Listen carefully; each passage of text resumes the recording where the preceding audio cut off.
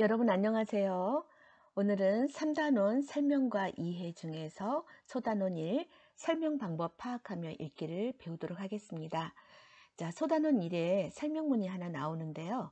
제목이 정전기가 겨울로 간 까닭은 이라는 설명문이에요. 지난 시간에 선생님이 이 설명문을 읽어오라고 했죠. 반드시 설명문을 먼저 읽고 이 수업을 들어야 합니다. 자, 그러면 오늘은 교과서 136쪽부터인데요. 정전기가 겨울로 간 까닭은이라는 설명문을 읽었으니까 어떤 내용이 들어있는지 중요한 내용들을 함께 정리해 보도록 하겠습니다. 이 시간 학습 목표, 글에 사용된 다양한 설명 방법을 파악하며 글을 읽을 수 있다. 시작할까요?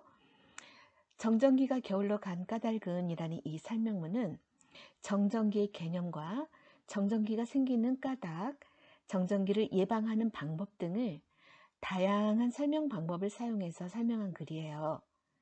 정전기는 일상생활에서 쉽게 경험하는 현상으로 전전기를 예방하는 방법과 같은 실생활에 도움이 되는 정보를 담고 있는 설명문이었습니다. 자, 그러면 정전기 개념을 정리해 볼까요? 정전기란 전하가 정지 상태로 있어 그 분포가 시간적으로 변화하지 않는 전기 및 그로 인한 전기 현상. 전하라는 것은 어떤 사물체가 가지고 있는 전기적인 성질을 전하라고 해요. 그런데 그 전하가 정지 상태로 있어서 그 분포가 시간적으로 변화하지 않는 전기, 또 그로 인한 전기 현상을 정전기라고 합니다. 정전기는 흐르지 않고 그냥 머물러 있는 전기라고 했죠.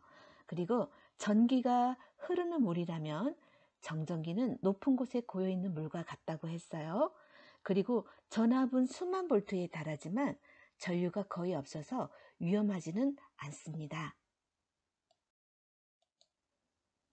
그러면 정전기가 생기는 이유는 무엇일까요? 전자는 마찰을 통해서 다른 물체로 쉽게 이동합니다. 마찰이 일어날 때마다 우리 몸과 물체가 전자를 주고받으며 몸과 물체에 조금씩 전기가 저장되지요. 전기가 잘 통하는 물체에 닿으면 그동안 쌓였던 전기가 순식간에 불꽃을 튀기며 이동하는데요. 이때 정전기가 발생하는 것입니다. 그럼 정전기가 잘 생기는 조건은 어떤 조건일까요? 자, 첫 번째, 건조할 때 정전기가 잘 생깁니다. 습도가 높으면 공기 중의 수분이 전하가 흘러갈 수 있는 도체 역할을 하여 정전기가 수시로 방전된다고 해요.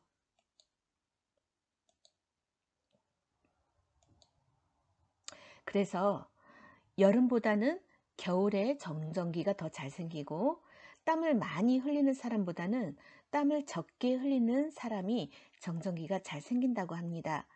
또 지성 피부를 지닌 사람보다 건성 피부를 지닌 사람이 수분기가 적기 때문에 정전기가 잘 생긴다고 해요. 자, 그 다음에 두 번째, 전자를 쉽고 주고받을 수 있는 마찰이 일어날 때, 전자를 쉽게 주고받을 수 있는 마찰이 일어날 때 정전기가 잘 생기는데요. 자, 우리 몸에서는 전자를 잘 잃는 편이라면 합성 섬유로 된 옷은 전자를 쉽게 얻는 그런 특성을 가지고 있습니다. 그래서 합성 섬유, 즉 나일론이나 아크릴, 폴리에스테르 등 이런 섬유로 된 옷을 자주 입으면 정전기가 잘 생긴다고 합니다. 자, 그런데 이런 정전기가 해로운 경우가 있고 또 이로운 경우가 있대요. 자, 먼저 정전기가 해로운 경우를 알아볼까요? 유조차는 정전기가 만들어내는 작은 불꽃 때문에 큰 위험에 놓일 수도 있다고 합니다. 그리고 반도체 부품도 정전기에 의해서 쉽게 파손된대요. 이럴 때는 정전기가 우리한테 해로운 경우죠. 그런데 이 정전기가 이로운 경우도 있어요.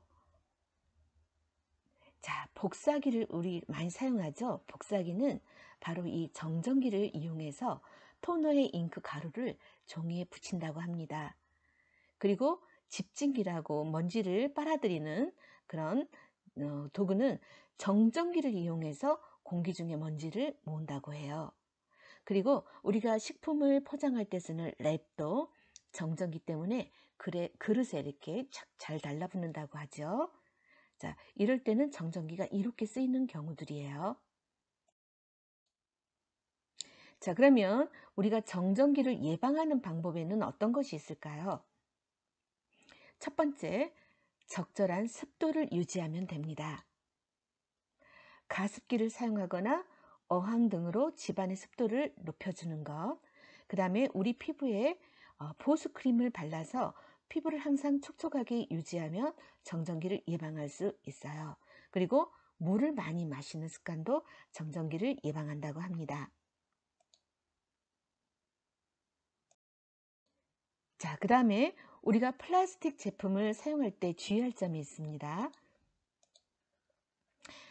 합성 섬유로 된 옷은 섬유 유연자에 넣어서 헹구면 정전기를 많이 없앨 수가 있어요. 그리고 우리가 옷을 입을 때 합성 섬유 소재 옷 바다는 천연 섬유 소재를 옷을 입는 것도 정전기를 예방하는 방법이고요.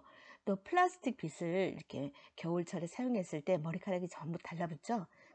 그런데 그때 물에 한번 적셨다가 사용하면 머리카락이 정전기에 의해서 막 서거나 빛에 붙지가 않지요. 그리고 우리는 전기를 중화하는 습관을 늘 들여야 되는데요. 예를 들면 자동차 문을 열 때 정전기가 발생하는 경우가 많죠.